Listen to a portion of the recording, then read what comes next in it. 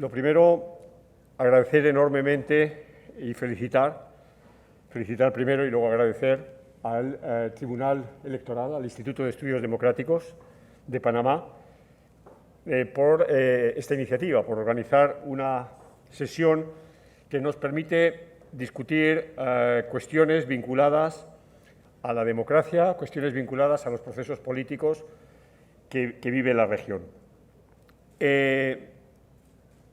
Y agradecer pues la invitación que me hayan tenido en cuenta.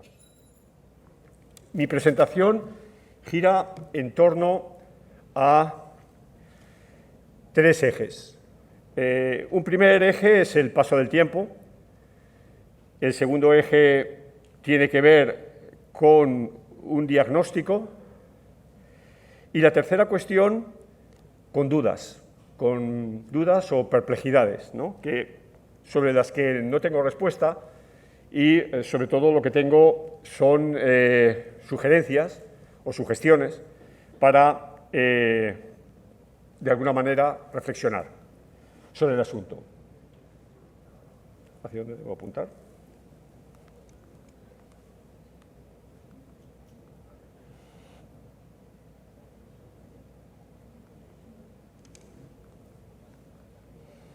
¿Alguien me ayuda?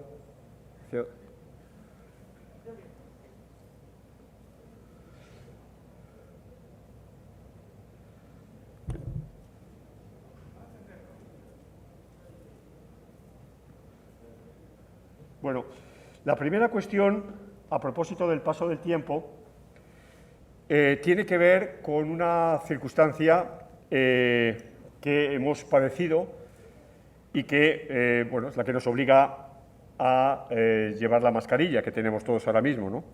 Y que supone una aceleración en los procesos de cambio político, social, económico, que vive no solo América Latina, sino la humanidad. Aceleración que ha hecho que los últimos 20 años ya parezcan como una cuestión del siglo pasado. O sea, pareciera, y probablemente así, no sé, si los historiadores en el futuro marcarán el año 2019, 2020 como el inicio del nuevo siglo, ¿no? O de una nueva época. Esto último no me cabe la menor duda.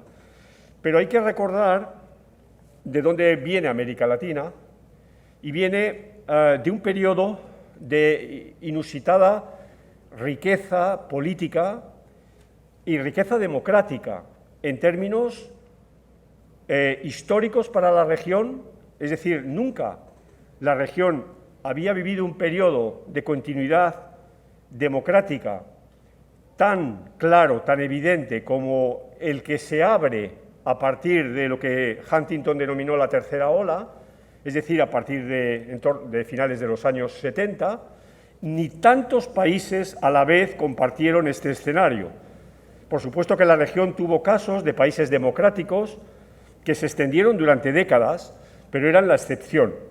Sin embargo, a partir de finales de los 70, principios de los 80, la mayoría de los países de América Latina entraron en una senda democrática que, con altibajos, con pequeños problemas, se ha mantenido de manera continuada hasta la actualidad. Un periodo, por consiguiente, de casi 40 años, o en torno a 40 años, en los que no hubo un escenario de similitud, sino que se pueden considerar tres momentos o tres generaciones o tres ciclos diferentes, ¿no? El ciclo primero, el ciclo de las transiciones, vinculado a la idea de consolidación democrática, el ciclo que he venido a denominar del neoliberalismo, vinculado a la idea de gobernabilidad y de cambios estructurales que dejaron atrás la famosa matriz estadocéntrica, y en tercer lugar el ciclo bolivariano, que si bien afectó a un número limitado de países de América Latina, afectó directamente, de alguna manera convulsionó la región. Este era el escenario de la política en la región hasta, hasta más o menos el año 2013, en el que empezaron a sucederse distintos cambios en una doble naturaleza. Por un lado, yo creo que el fallecimiento del presidente y líder del proceso bolivariano, no solo venezolano, sino yo diría de buena parte de América Latina, Hugo Chávez, fallece, y el ciclo electoral, por otra parte, va produciendo lentamente cambios en países que son emblemáticos. El más evidente es el que se produce en el año 2015, cuando el peronismo, que lleva 3 legislaturas en el poder, es sustituido en el gobierno por una fórmula de centro-derecha encabezada por el presidente Macri. Pero también es el momento en el que el ciclo económico va a cambiar brutalmente. El famoso boom de las materias primas, el ciclo de las materias primas se reinvierte, los países asiáticos compran menos y los precios de los principales productos también caen. Y esto genera unas tensiones muy fuertes en los presupuestos nacionales, con crecimiento de la deuda y menor capacidad para destinar políticas a programas sociales. De alguna manera está muy claro que el ciclo está cambiando y ese cambio permite referirnos a una nueva situación que en el año 2019 tendrá un elemento de mayor dinamismo para propiciar ese cambio político. Estoy hablando del año 2019, estamos refiriéndonos a algo que sucedió hace 2 años, y cuando yo me refiero a esta fecha del año 2019, tengo la sensación de estar hablando de algo que sucedió hace 15 o hace 20 años. Pero el año 2019 ya marcó una serie de tendencias que fueron, yo creo, muy importantes y que todos ustedes conocen, y que en esta lámina, de alguna manera, hay una fotografía de la impresión, ¿no?, de lo que causó en este momento los cambios más relevantes que se dieron en el panorama político de la región. Pero si nos situamos precisamente justo hace 2 años, cuando el año 2019 está terminando, uno podría decir que el escenario que teníamos en ese momento era el de una democracia fatigada. Luego les daré unos datos que van a ver ustedes que apoyan de alguna manera empíricamente lo que voy a decir, pero ¿en qué consistía la democracia fatigada? Y aquí viene la parte, diría, conceptual. Por un lado, los países de América Latina, como he dicho y lo repito, tenían una situación de estabilidad en las pautas democráticas y con muy leves retrocesos democráticos, ¿no? Se contabilizaba el famoso Fujigolpe del año 92, se contabilizaba ya el proceso de reversión democrática que se venía dando lentamente, muy lentamente, pero se venía dando en Nicaragua desde el año 2006, lo que había sucedido y también venía sucediendo en Venezuela, y puntualmente, bueno, alguna denuncia de irregularidades en los procesos electorales de Honduras y de Paraguay, ¿no? A ello, claro, había que sumar lo sucedido en Bolivia a finales, en el último tercio del año que estoy citando, el año 2019. Pero en el resto de los casos, el panorama político tenía una estabilidad notable que permitía referirnos a la presencia de la democracia, como decía antes. Además, esta democracia se daba en un contexto en el que la participación electoral era sostenida. Es decir, los valores de abstencionismo eran relativos, claro, más altos en aquellos países donde el voto no es obligatorio, pero se mantenían de manera, repito, sostenida. Es decir, no podíamos decir que había un cambio que desde la perspectiva ciudadana generara una sensación de desapego o de alejanía de la instancia fundamental que representan los procesos electorales. También se había registrado una recuperación del Estado de Derecho en el sentido de un papel bastante desconocido hasta el momento del Poder Judicial. No entro en la valoración de cuestiones de casos concretos y de lo que se ha venido a denominar la politización de la justicia, pero sí que es evidente que el activismo judicial era una nota nueva, una nota que de alguna manera reflejaba que este poder del Estado actuaba de manera independiente, actuaba por primera vez, yo diría, y repito, estoy hablando, no piensen en un caso concreto, sino estoy hablando en la generalidad de los países, actuaba políticamente como un poder del Estado. Y además también podíamos encontrar un elemento que para la teoría política sobre la democracia es importante, que es el concepto de alternancia, ¿no?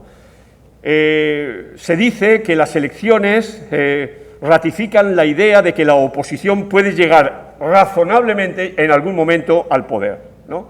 Esto, por ejemplo, un colega, Adam Preborsky, lo cita con un argumento y empíricamente lo demuestra. Y bien, para el caso de América Latina es cierto, ¿no? La probabilidad de que la oposición llegue al poder es del 0,5, es decir, es razonable, o sea que en una situación binaria, que la otra parte tenga la probabilidad de llegar de una de cada 2 veces, pues estadísticamente es lo razonable. Y eso se da en América Latina. Entonces, ese escenario validaba, junto con lo que dicen los índices internacionales de medición de la democracia, validaba este estado de cosas. Ahora bien, se registraban 2 problemas, y es lo que me hace introducir este término de fatiga en la democracia.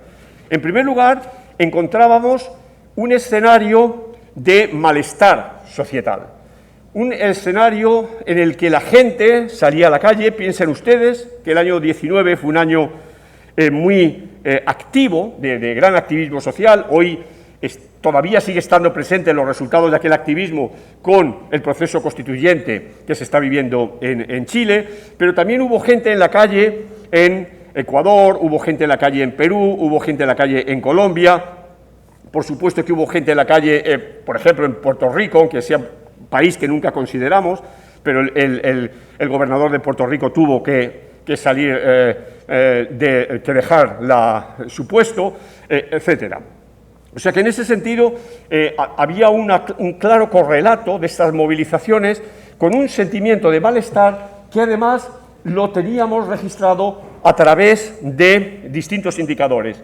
Uno de ellos, muy claro, venía desde la perspectiva de la confianza institucional, que los estudios comparados, tanto el Barómetro de las Américas como el Latinobarómetro, ponen sistemáticamente de relieve, ¿no? Que la gente no tiene o tiene cada vez menos confianza en las instituciones políticas, sean las instituciones de claro carácter representativo o aquellas que no tienen carácter representativo, ¿no? También encontrábamos que todo el fenómeno que se había venido produciendo en el quinquenio, en el lustro anterior, de la corrupción en torno al asunto de Odebrecht y otros pequeños asuntos ya de cada país, habían minado extremadamente la confianza de la gente en este rubro, y esto generaba un incremento claro de la corrupción, de la visibilidad de la corrupción. No soy de los que dicen que hubiera más corrupción que antes, pero sí que la corrupción era más visible, precisamente también porque estamos ya en una sociedad muchísimo más abierta y donde la comunicación fluye de manera mucho más rápida.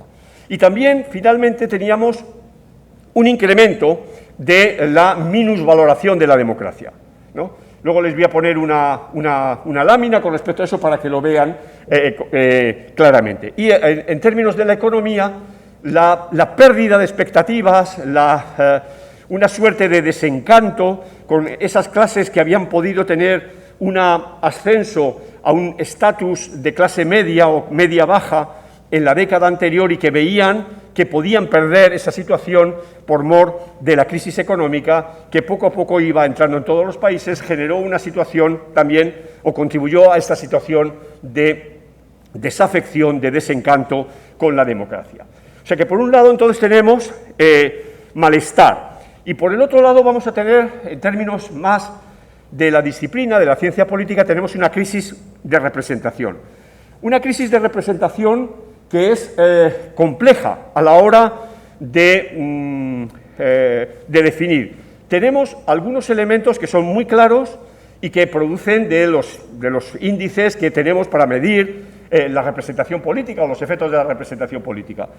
Uno de ellos es la alta volatilidad, es decir, hay nuevos partidos políticos o nuevas preferencias de la ciudadanía que vota a otros partidos políticos que en las elecciones anteriores, ¿no? Y los índices de volatilidad, claramente, de una elección para otra, para prácticamente todos los países de América Latina, cambian enormemente. Ese es un elemento.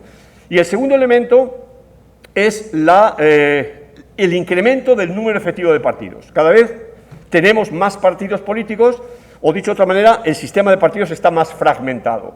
Las preferencias, por un lado, son volátiles, pero por otro lado se dan a actores distintos. Esto es un elemento que se había visto a principios de la década pasada y como consecuencia o en el contexto de la gran crisis de las subprimes y demás, que comienza en el año 2007-2008, se había visto en Europa y un autor muy conocido había hablado de la banalización de la representación, la banalización de la democracia, ¿no? Este autor, Peter Mer, lo decía exclusivamente con datos para países europeos y su trabajo era más o menos del año 2011-2012. Bueno, pues lo que podemos comprobar 7 años después es que eso que había visto este autor para países europeos se estaba produciendo también en América Latina, ¿no? Ambos elementos, ¿no? Y en tercer lugar, y un tercer elemento que no he citado es la baja identificación con los partidos políticos, sacada a través de estudios de opinión pública. La gente se identifica cada vez menos con partidos políticos y los que se identifican con partidos políticos cambian de identidad. Es decir, clásicamente alguien que se había sentido liberal lo era por toda su vida, no digamos si era comunista, lo era por toda su vida, era como estar dentro de una iglesia y esto va a desaparecer. La gente ya no se identifica o si se identifica cambia, ¿no? Y este fenómeno entonces introducía un impacto enorme en la vida política de los partidos. Pero había dos elementos institucionales muy unidos que afectaban también ese panorama. Uno, y aquí retomo una vieja discusión que puso en marcha, entre otros, en los años 80, Juan Linz, acerca de lo que él llamaba los vicios del presidencialismo, ¿no? En el sentido de la supuesta personalización y la idea de que el ganador se lo llevaba todo y que esto, de alguna manera, hacía prescindibles los partidos políticos. O sea, el presidencialismo, como figura institucional, como reglas de juego de articular la política, era entonces algo negativo per se. Y este escenario se había venido revalidando empíricamente en distintos países de América Latina con lo que podemos denominar la política de candidatos. Esta es una expresión muy querida, por ejemplo, en Perú, donde desde hace mucho tiempo se habla precisamente de que la política no está articulada sobre partidos, sino que son candidatos que tienen más o menos capacidad de articularse para generar algún tipo de propuestas. Entonces, estos elementos claramente generaban una crisis de representación. Entonces, ese esquema, repito, es el que a finales del año 19 nos daban un escenario de fatiga democrática. Y en ese sentido, lo que voy a darle muy rápidamente, pero sobre todo me voy a parar en una de las láminas que voy a poner ahora, para que vean empíricamente algo de lo que estoy señalando. Hay distintos índices que más o menos les tiene que sonar, que miden la democracia. Yo trabajo normalmente con los tres primeros, el de Freedom House, el del Economist y el de la Fundación Bertelsmann. Hay otros más, pero lo bueno de estos índices es que tengo series, por lo menos desde los últimos 16 años más o menos, y me permiten ir viendo la comparación, y luego me voy a basar en la lámina que es mi favorita para esto que estoy planteando, del proyecto Variedades de la Democracia de la Universidad de Göteborg. Los primeros índices de Freedom House y de Economist Intelligence Unit y del índice de transformación de Bertelsmann, exacto, proyectados en un biplot, me generan un escenario para el año siguiente, es decir, el año siguiente al 2019, el año pasado, que son los últimos datos que tengo, de una América Latina extremadamente rica, diversa, en la que puedo hablar de 4 regiones, de 4 subregiones en América Latina en términos de estos 3 índices que, repito, miden la calidad de la democracia. Entonces, estos índices me hablan de una segmentación, por consiguiente, de los países, en la que queda un escenario de 3 países que dan una nota muy alta, muy positiva: Costa Rica, Uruguay y Chile. Bueno, ustedes dirán, bueno, eso ya lo sabemos. Bueno, lo importante de esto es que los índices nos sirven para validar lo que creemos que sabemos, y 3 países también que están muy mal, ¿no? Que son Venezuela, Nicaragua y Cuba. Bueno, también lo sabemos, ¿no? Pero lo interesante es los países que se sitúan en un escenario medio bueno o medio malo, que ocupan los círculos tanto por un lado verde como el morado, ¿no? Y esto en términos, lo podemos medir también en términos de la evolución en el tiempo. Y nos indica, digamos, esto nos indica una de las premisas que les decía antes, el asentamiento de la democracia en la región, pero con variedades. La segunda lámina es la del proyecto de variedades de la democracia. Este proyecto es muy simple, tiene la idea, que creo que es muy acertada, de que la democracia es algo tan sumamente complejo que no se puede medir de una única manera, y que hay variedades de esta democracia. Y hay, claramente, optan por 5 tipos de variedades: una democracia de tipo electoral, ¿no?, basada en las elecciones; otra basada en el principio liberal de separación de Estados, de poderes y de Estado de Derecho; otra participativa, ¿no?, basada en el empoderamiento de la gente y la capacidad de tener capacidad legislativa de la gente o propuestas derogativas, etcétera; una democracia igualitaria, en la que todos valemos por igual, con independencia de nuestras diferencias; y finalmente una democracia deliberativa, en la que hay generado un proceso que se discute en las distintas opciones a través del empoderamiento de la sociedad civil, etcétera, etcétera. Esto da la posibilidad de hacer 5 índices y ver estos índices cómo funcionan a lo largo del tiempo. Yo he hecho algo que este proyecto no hace, que es una media de los índices, porque eso va en contra de la filosofía del proyecto. Pero pedagógicamente es bastante interesante verlo, porque es el resumen de los índices, que es lo que he llamado plena. Repito, esto es invención mía y no está para nada en lo que hace este instituto de Göteborg. Y es la gráfica de color rojo. Bueno, si se dan cuenta ustedes, aquí estoy analizando 40 años de vida política de América Latina gracias a estos datos. ¿Y qué tenemos? Pues cosas que sabemos, ¿no?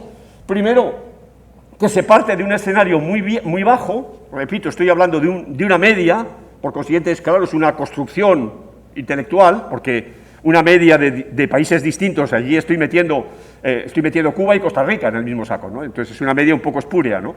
Pero, entonces, partimos de niveles bajos generales para esta región, por debajo del 0,4, hay un momento de crecimiento muy claro entre el 78 y el 88, ven ustedes cómo suben todos los índices y se sitúan todos por encima del 0,5, sigue este crecimiento hasta prácticamente finales de siglo, se mantiene. ¿Y qué pasa a partir del año 2012-2013? Vean ustedes. O sea, algo está pasando. Evidentemente necesitamos más tiempo para ver hacia dónde va esa proyección, pero eso es lo que avala esta idea de la democracia fatigada. Es decir, estamos en valores buenos, por encima del 0,5, pero llevamos 5 años en una pendiente que va para abajo, que es negativa. ¿De acuerdo? Bien. Entonces, este escenario termina en el año 2020. Aquí tienen unas más evidencias empíricas. Todos los países, la mayoría de los países de América Latina, tienen una rotación de alternancia media entre los valores, diríamos, óptimos, ¿no? Solamente los países de Nicaragua, Paraguay o Venezuela no tienen alternancia, y Ecuador, Guatemala, Panamá y Perú tienen una excesiva alternancia. Es decir, dicho de otra manera, bueno, es el caso de Guatemala o de Perú, cada vez que cambia el presidente es de un partido distinto, ¿no? Entonces no hay capacidad de plantear la propia idea de alternancia, ¿no? Pero la mayoría de los países se sitúan en el valor medio. Esta otra lámina tiene que ver con, por favor, tiene que ver con datos del Barómetro de las Américas, cómo los entusiastas con la idea de que la democracia es mejor que cualquier otro sistema de gobierno disminuyeron de 1/3, 34%, al 22%, ¿no?, en apenas en una década. Y lo mismo, el apoyo a la democracia en América Latina pierde 10 puntos también entre el año 2004 y el año 2019, ¿no? O sea que eso también es una evidencia de lo que les estaba demostrando. Y finalmente, la última cuestión, la última tabla, lo que les hablaba, el porcentaje de participación electoral en elecciones presidenciales, ¿no? Si nos damos cuenta, la columna que aquí interesa es la desviación típica para ver en qué medida hay cambios, ¿no? Y nos damos cuenta que en todos los casos la desviación típica, salvo en el voto obligatorio, salvo Honduras, que registra una caída, sobre todo por el golpe de hace 12 años, en el resto de los países se mantiene de manera bastante estable. Y Chile también tiene un cambio muy brusco porque pasa de tener el voto obligatorio al voto voluntario. Bueno, entonces, esto es lo que sabemos empíricamente. Mi pregunta es, ¿estamos en un nuevo ciclo político? Yo creo que sí, pero aquí vienen las dudas. No me digan cuál es este nuevo ciclo político. Digamos que, sobre todo, estamos en un nuevo ciclo político yo creo que sobre todo, ustedes están viendo las ideas que hay en la pantalla, pero sobre todo hay dos cuestiones que creo que contribuyen enormemente a entender la situación. Y entonces, en ese sentido, me ha alegrado muchísimo que me entregaran esta mañana este libro de una colega que está aquí con nosotros. Lo he podido ojear muy rápidamente porque este es el tema. Y desde ya le felicito, porque es el tema, ¿no? El retorno de la democracia, el reto de la democracia digital. Y entonces me concentro en dos ideas para ir pasando, de las que están aquí puestas, ¿no? Yo creo que las dos ideas son las que están al final. El individualismo en la sociedad líquida, Zygmunt Bauman, que viene escribiendo de esto desde hace 20 años. Es decir, estamos en sociedades que cada vez se han desarticulado más los grandes patrones de acción colectiva, y en el ámbito de la política esos grandes patrones eran los partidos políticos. La sociedad de consumo, que se empieza a articular a mediados del siglo XX, termina, según este autor polaco-británico, termina en una sociedad líquida que hace muy difícil la articulación política. Pero además de eso, vamos a tener un escenario de psicopolítica digital. Otro autor, Byung-Chul Han, podemos citarle, a propósito de los efectos que lo digital tiene en la sociedad. Es decir, cómo hemos cambiado muy lentamente, pero de manera muy constante y, sobre todo, de manera exponencial. De manera exponencial. Cuando comparamos revoluciones de comunicaciones o revoluciones de otro tipo, este es el aspecto que más hay que subrayar.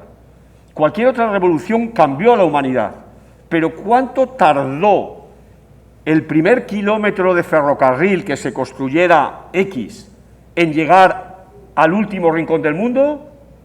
¿Cuánto tardó? ¿Qué? ¿100 años? ¿120 años? Bueno, ustedes ya saben cómo el teléfono, la telefonía celular, por ejemplo, o el Internet, ha cambiado nuestras vidas en exactamente 20, 25 años, no más. Pero no nuestras vidas, sino las de más de la mitad de la humanidad, es decir, más de 4.000 millones de personas, ¿no? Entonces, este es el impacto, ¿no? Y eso lo correlaciono con el hecho de que estamos en un nuevo orden económico, en el que las principales empresas en Wall Street son tecnológicas y son las que tienen el control de muchas cosas, como ahora mismo vamos a ver. Y seguimos. Entonces, en este escenario, bueno, ocurre lo que ya todos conocemos, y voy a ir muy deprisa porque esto es de nuestra vida cotidiana, cómo la COVID-19 generalizó la incertidumbre, y esto a mí me interesa, esto como politólogo, porque esto es Hobbes, es decir, Thomas Hobbes y el tema del miedo, ¿no? El tema del miedo para Hobbes es el fundamento de la política. Bueno, la COVID nos ha generado incertidumbre, a unos más, a otras personas menos, pero evidentemente el miedo a la muerte, el miedo al no saber qué va a pasar y demás, ha generado un escenario de zozobra, de fuerte inestabilidad. Segundo, hay depresión económica, hay recuperación económica, ya de acuerdo, pero ha habido una depresión económica muy fuerte. América Latina ha decrecido en el 8%, ¿no?, los datos oficiales para el año 2020, y esto supone mucha gente fuera, mucha gente excluida y mucha gente que puede tener una actitud política en los próximos meses, no digo en los próximos meses de mañana, aunque vamos a ver los efectos, ¿no?, en los procesos electorales que se están dando ahora mismo en América Latina, pero que va a tener unos efectos políticos indudables, ¿no? Y esto, como les he dicho, en un escenario de vértigo, ¿no?, en su desarrollo, tanto en términos de la velocidad con la que se ha dado todo este proceso o todo este fenómeno de la COVID, como en la amplitud, ¿no?, como nos hemos visto afectados la mayor parte de la humanidad. Entonces, América Latina tiene un calendario que conocemos, un calendario en el que hay una serie de datos. Esto es extraído de un libro que sacamos el año pasado a propósito de los efectos de la COVID en la política en la región. Ha tenido un impacto muy distinto según los países, ¿no? Aquí están datos relativos a junio del año pasado y a 15 de noviembre, es decir, a datos de este lunes por millón de habitantes en los países de América Latina. Ha pegado de manera desigual. Por supuesto que hay países de América Latina que han mostrado yo diría, cuanto menos, una sinvergonzonería terrible a la hora de no dar las citas o de no tener controlado esto, pero son muy pocos, afortunadamente. Y esto entonces nos da un escenario que es el que tenemos en la región a partir de marzo del año 2020, que incorpora esta serie de elementos. Y me quiero fijar, sobre todo, porque de los dos últimos ya he hablado más o menos, y los tenemos claros, ¿no?, el impacto en la economía, el déficit fiscal, el incremento de la pobreza, la desigualdad, y lo que he dicho del mundo digital que se da en la sociedad. Pero en términos politológicos hay dos tipos de cambios, ¿no?, o dos tipos de elementos. En primer lugar, hay una suerte de recuperación del papel del Estado. O sea, el Estado parecía que había perdido la batalla, pero de pronto, cuando hubo que, por un lado, imponer la autoridad, el único que tiene capacidad de imponer la autoridad es el Estado, salvo en aquellos sitios en los que mafias ocupan el papel del Estado y controlan la situación. Pero entonces, de alguna manera, hay una suerte de buscar a la policía, buscar la capacidad de quién es el que tiene la capacidad de cerrar un aeropuerto, de cerrar una ciudad o una provincia, de obligar a que la gente se quede en su casa, etcétera, ¿no? Y con los costes que esto también tiene, ojo, o sea, no solo es, cuando digo que el Estado se hace presente para bien y para mal. Segundo, el Estado es el que tiene capacidad de movilizar recursos.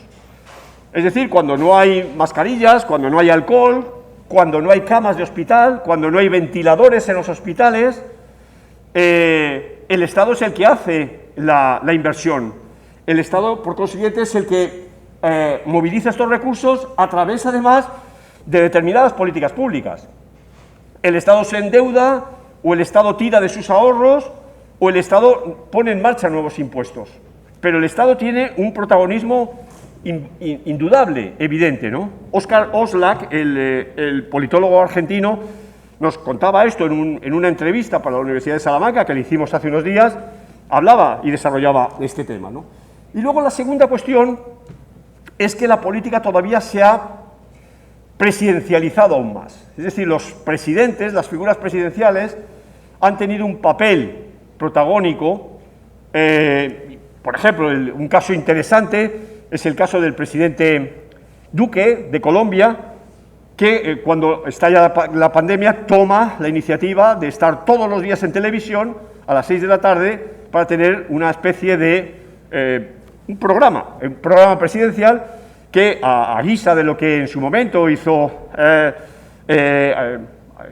Chávez con el aló presidente, o el propio Correa los sábados por la mañana, o Andrés Manuel López Obrador, bueno, pues en Colombia establece una práctica muy parecida, ¿no? Y esto supone, además, rodearse de tecnócratas, tener una especie de vinculación con la verdad científica que impone un relato que va a dar de nuevo un poder y una prestancia a la presidencia que puede llegar a ser discutida en algunos momentos. Y finalmente, la menor presencia de los poderes de control de los otros poderes, ¿no? Son cuerpos colegiados, tienen dificultades para reunirse, no hay reglamentos aprobados para ver cómo son las votaciones de los congresos cuando los congresistas se quedan en casa. Entonces ahí hay un periodo, un impasse, en el que el presidente es la única figura, la presidencia de la República es la única figura, y como consecuencia de ello queda su papel más reforzado. Pero, de nuevo, mi pregunta es, y no tengo respuesta, es ¿cómo se le va a pasar factura a esto a la presidencia? Bueno, el escenario entonces que encontramos a partir del momento, de este momento, y ya con esto ya voy terminando, es que desde la perspectiva empírica, politológica, América Latina ha tenido muy pocas elecciones presidenciales, me estoy refiriendo. Ha habido elecciones de otro orden, ha habido municipales, ha habido legislativas exclusivamente, por ejemplo, bueno, acabamos de tener las elecciones legislativas de Argentina, tuvimos las legislativas de El Salvador, no, pero hasta hoy hemos tenido 4 elecciones presidenciales durante la pandemia, ¿no? Y los resultados aparentemente no nos muestran un impacto de la pandemia. Lo primero es porque los presidentes que se presentaban en estos países no eran los incumbentes, o bien porque habían decidido no presentarse, o bien porque la Constitución hoy día les prohibía candidatearse, ¿no? Pero tanto la participación electoral como la propia idea de alternancia con respecto a la fuerza política anterior validan lo que estamos diciendo. Bueno, ahora vamos a tener, sobre todo para el caso de las próximas 2 elecciones de Chile y Honduras, y ya muy pronto también inmediatamente en el nuevo año la de Costa Rica, vamos a tener la posibilidad de valorar esto. Pero de nuevo nos pasa lo mismo, ¿no? Los 3 presidentes salientes no son candidatos, entonces no hay posibilidad de ejercer una suerte de moción o de articular la responsabilidad vertical por parte de los ciudadanos. Pero además tampoco el partido político del presidente que se presenta tampoco es tan claro. Sí lo es en el caso hondureño, o sí lo es en el caso costarricense, pero en el caso chileno no, al tratarse de grandes coaliciones, ¿no?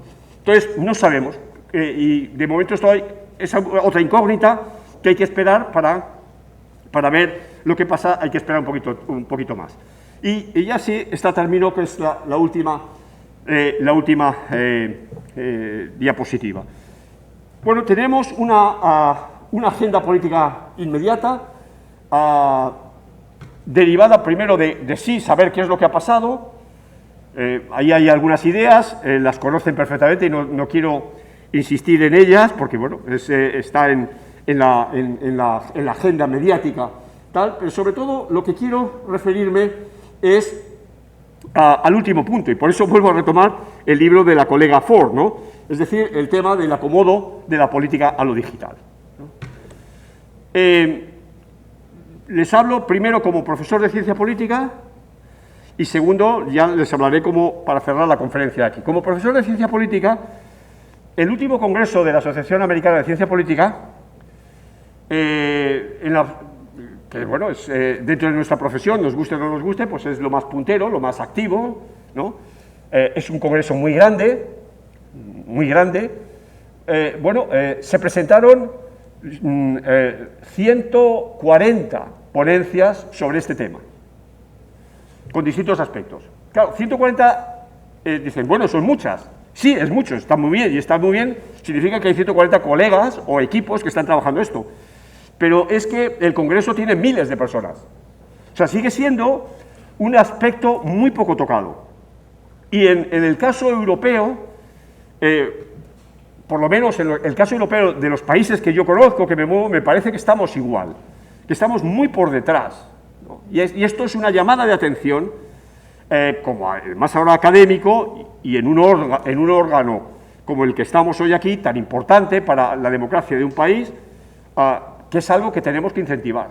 Y es algo que hay que animar a las y los colegas para que trabajen estos temas, porque no es que sea el futuro ni nada de eso, no, es el pasado y es el presente. Y entonces la política, la sociedad hoy es digital. La política, la sociedad hoy es digital. Y luego seguirá teniendo cuestiones vinculadas a la tradición. Las tradiciones son... hay inercia en las tradiciones y cambia y se cuesta muchísimo cambiarlas, ¿no? Pero la realidad ha cambiado total y radicalmente. Desde la perspectiva de lo que supone la nueva identidad de los seres humanos a través de lo digital, la perspectiva de las campañas electorales, la manera de difundir lo que es verdad o lo que no es verdad, la manera de incorporar a través de Big Data y de inteligencia artificial las preferencias de la gente para sacar adelante políticas públicas, la posibilidad de generar un panóptico popular, ¿no?, en clave, por ejemplo, de la tecnología de Wikipedia, es decir, en clave de una tecnología cooperativa, son retos que nuestra disciplina y nuestra sociedad tienen. Muchas gracias.